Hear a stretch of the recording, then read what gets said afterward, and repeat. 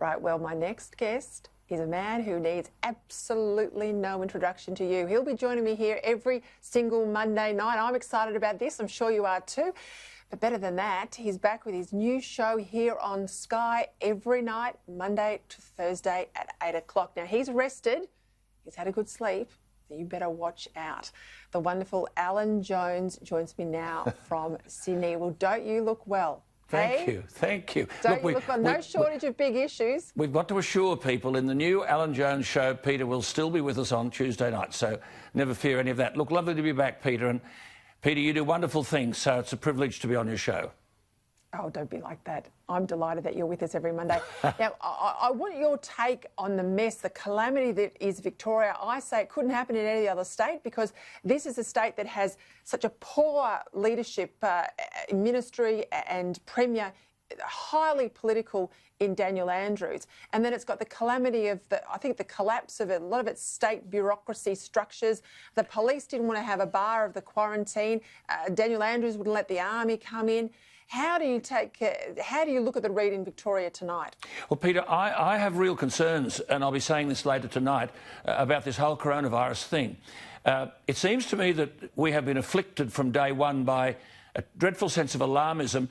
No, not even in Victoria. I'm no apologist for Daniel Andrews, but nowhere do they differentiate between those who have tested positive and those who will be critical as a result of contracting the virus. Now, on the latest World Health Organization figures, and I also don't have too much of a rap for them, but nonetheless, their figures today state that 99% of cases around the world are mild. Now, the way this matter has been treated, and Dennis is right in what he said, people are frightened. They actually think that if they test positive, as I've said before many times, first thing you do, go to Bunnings, get a crate of nails, get a few pine boxes, make a coffin and jump into it, you're finished. But whereas 99% of cases are Peter Duttons. Now, here we've got these people in Victoria, they're in high-rise buildings. Of course they go to contract the virus. That doesn't mean to say that they'll be seriously ill. And I think it's incumbent upon these health authorities who have become de facto leaders. They've actually, I don't see their name on the ballot box, but they've been telling us what should happen. They should say how many people have died as a result of coronavirus in the last month in Victoria, how many are on ventilators.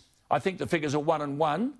How many of these people who've contracted it today are critical, or how many have just contracted the virus? And we've got to stop this alarmism because it's affecting people emotionally, psychologically and financially. And I'm sure on some of these issues, I think our leaders have failed us. Half of our national economy comes out of the two states of Victoria and New South Wales. What's this going to do to confidence? Oh, well, Peter, you know, I mean, can we get back? I'm not a pessimist, and I always think the glass is half full, not half empty. But I'm staggered to contemplate how this will ever come. Will businesses which were closed compulsorily? You see, you and I have said many times, and we can't say it often enough, this is a private sector recession. There is not a single person in government or in the public sector who has lost a red cent out of this.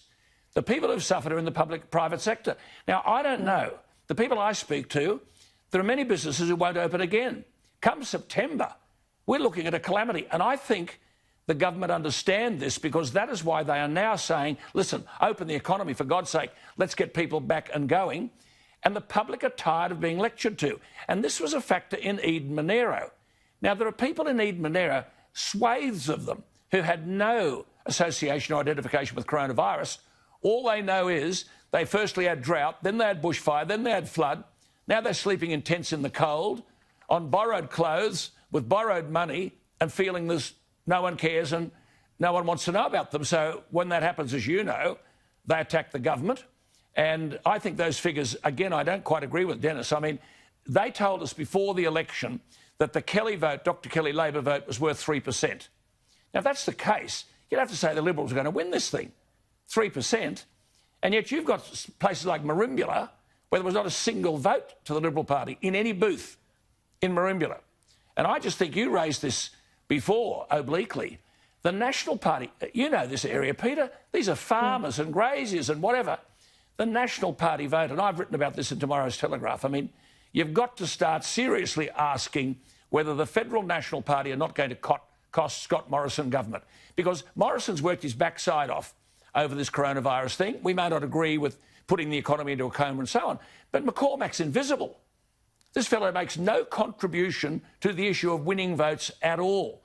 And so I think the Ed Monero vote is not a good vote. When you look at the coalition, they're 51-49 on the last poll, when Scott Morrison is stratospheric in preferred Prime Minister.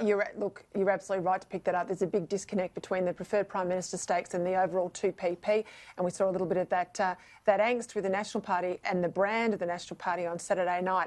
Who have you got on the show? I'll let you go. I know you're getting ready, but who have you got on the show tonight? Who can we look forward to at 8 o'clock? Well, I'll be looking at all of these issues, and we'll be talking to a bit of new talent, I think you'd have to say, and we'll go to Queensland.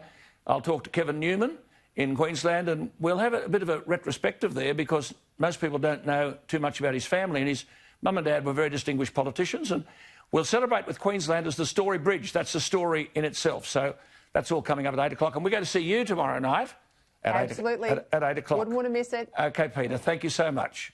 So good to see you back on the box there, Alan. Can't wait. 8 o'clock tonight. Do not miss it. I told you he's back and he's dangerous. Well rested and dangerous.